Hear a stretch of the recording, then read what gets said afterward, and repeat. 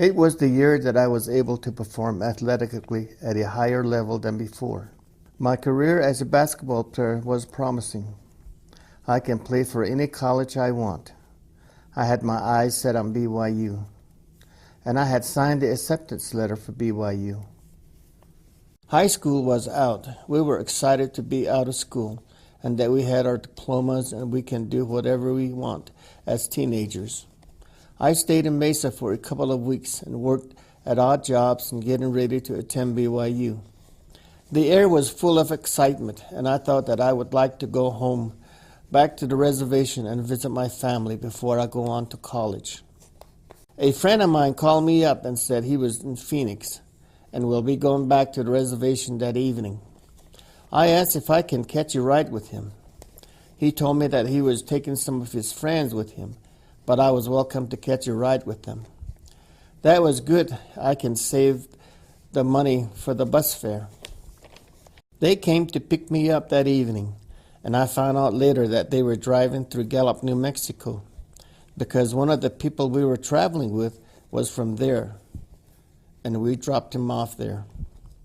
My friend and others who are with us decided to stay in Gallup a little longer, and they started to drink. I don't drink, so I just waited and watched until they drank their full. They continued to drink until it was daylight and remained inside the bar.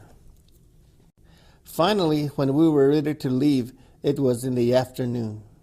I got in the back of the pickup truck and laid down to get some sleep. All of a sudden, I felt a jerk.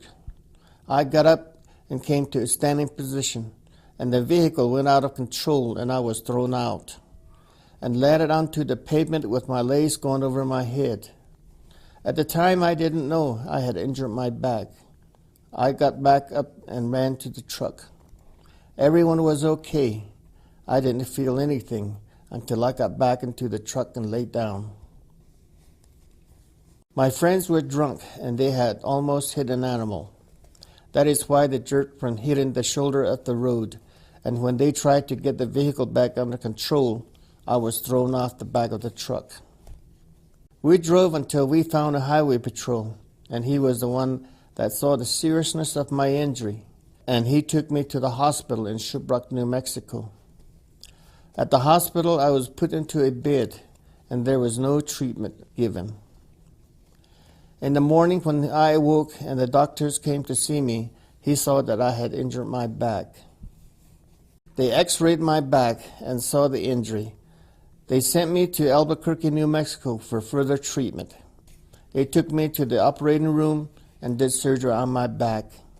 I stayed in Albuquerque for at least 3 months. I could not believe what had happened to me. If the doctors in Shiprock had treated me that night, my spine would have been okay. After my recovery from the surgery, I was sent to Denver, Colorado for rehabilitation.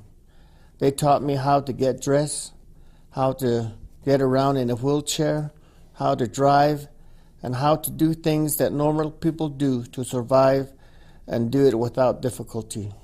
But for me, it was hard, and I had to learn to function as a person all over again. I have gone through some of the roughest years in a person's life. This has given me insight into a lot of things pertaining to my life. I am happy that I am able to have a family and to be able to raise my grandchild. My life has been good because I have a good woman who supports and assists me in my life. I am as much independent as anyone else. I have my own business and I teach part-time at a local college in Chinle. Things do happen for a reason. I believe my condition has given me a perspective to help people. People who are struggling emotionally and physically. I enjoy life, and I would not trade it for anything. The Lord has blessed me well. We are given talents to bless others. Things happen for a reason. It is up to us to find that reason and make good use of our life and work here on this earth. All the trials and hardship I have gone through made me who I am today. You are in the same position as I was 40 years ago. whether to accept my condition or just lay back, let others give to me the necessity of life.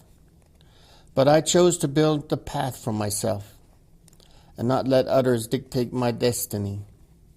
I once heard a man speak. He said, "Your life is in your hands.